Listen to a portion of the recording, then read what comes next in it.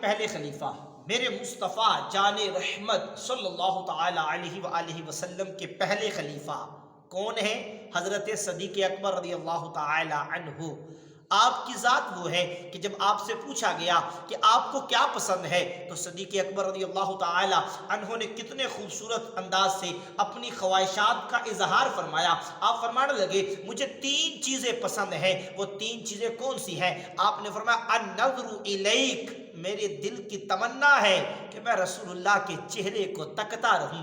دوسرے نمبر پہ حضرت صدیق اکبر رضی اللہ تعالی عنہ نے فرمایا کہ میری پسند کیا ہے؟ آپ فرماتے ہیں وَإِنْفَاقُ مَالِ عَلَيْكَ، میری خواہش ہے، میری پسند ہے کہ میرا مال اللہ کے رسول پہ خرچ ہوتا رہے، میں اپنا مال اللہ کے رسول پہ خرچ کرتا رہوں۔ تیسرے نمبر پہ حضرت صدیق اکبر رضی اللہ تعالی عنہ نے کیا فرمایا؟ آپ فرمانے لگے وَالْجَلُوسُ بَيْنَ يَدَيْكَ، میری خواہش ہے میں رسول اللہ کی بارگاہ میں حاضر رہوں، رسول اللہ کی بارگاہ میں ہمیشہ موجود رہوں۔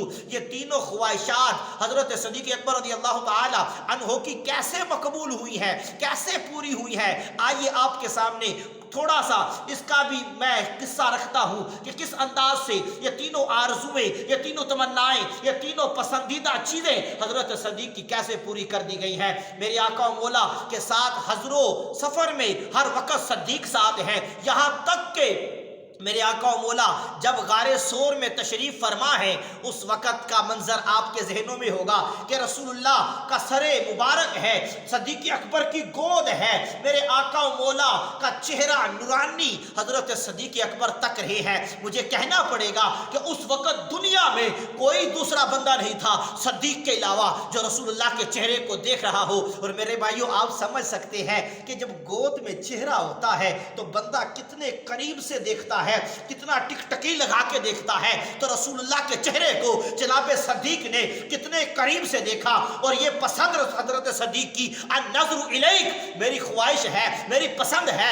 کہ میں رسول اللہ کے چہرے کو دیکھتا رہوں۔ وہ غار ثور میں کس انداز سے رسول اللہ کے چہرے کو دیکھا۔ اور پھر حضرت صدیق اکبر کی دوسری پسند وَإِنْفَاقُ مَالِ عَلَيْكَ، کہ میری خواہش ہے میرا مال میرے محبوب پر خرچ ہوتا رہے۔ غزوہ تبوک کے موقع پر میرے آقا و مولا صلی اللہ تعالی علیہ وآلہ وسلم کی بارگاہ میں جب عمر فاروق اعظم رضی اللہ تعالی عنہ اپنے گھر کا سامان آدھا لے کر آئے، صدیق اکبر رضی اللہ تعالی عنہ جب میرے آقا و مولا کی بارگاہ میں اپنے گھر کا سامان لے کر آئے، میرے آقا نے پوچھا بتا صدیق کیا لے کر آیا ہے؟